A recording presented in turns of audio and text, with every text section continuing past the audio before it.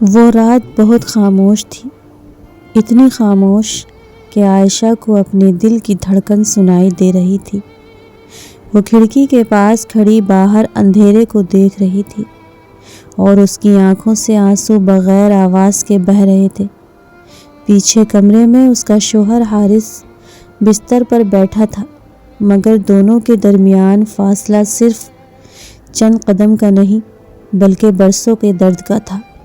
شادی کے شروع کے دن یاد آتے تو عائشہ کا دل کانپ جاتا تھا۔ وہی حارث جو اس کی ایک مسکراہٹ پر دنیا بھلا دیتا تھا، جو اس کے تھکنے پر اس کے پاؤں دباتا تھا، جو کہتا تھا کہ تم ہنستی ہو تو میرا گھر جنت بن جاتا ہے۔ مگر وقت کے ساتھ وہی محبت ذمہ داریوں، غربت، ناکامیوں اور خاموش شکایتوں کے نیچے دب گئی۔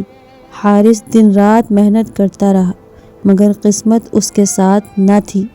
نوکری چھوٹ گئی، قرض بڑھ گیا اور وہ آہستہ آہستہ غصے اور خاموشی کا عادی ہو گیا۔ عائشہ نے کبھی شکوہ نہیں کیا، وہ اپنے پھٹے جوتے، سادہ کپڑے اور خالی فریج کے ساتھ بھی شکر ادا کرتی رہی، مگر سب سے زیادہ تکلیف اسے اس بات کی تھی کہ حارث نے اس سے بات کرنا چھوڑ دی تھی۔ عائشہ اکثر راتوں کو جاگ کر اس کے لیے دعا کرتی کہ اے اللہ میرے شوہر کا دل ہلکا کر دے، اس کی پریشانی مجھ پر ڈال دے، مگر اسے مسکرانا سکھا دے۔ ایک دن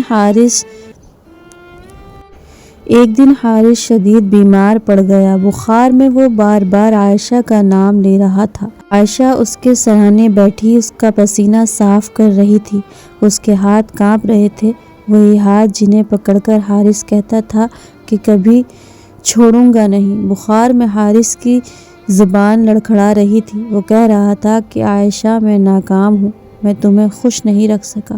یہ سن کر عائشہ کا ضبط ٹوٹ گیا اور روتے ہوئے بولی، ناکام وہ نہیں ہوتا جو کوشش چھوڑ دے، ناکام وہ ہوتا ہے جو محبت چھوڑ دے، اور تم نے محبت نہیں چھوڑی۔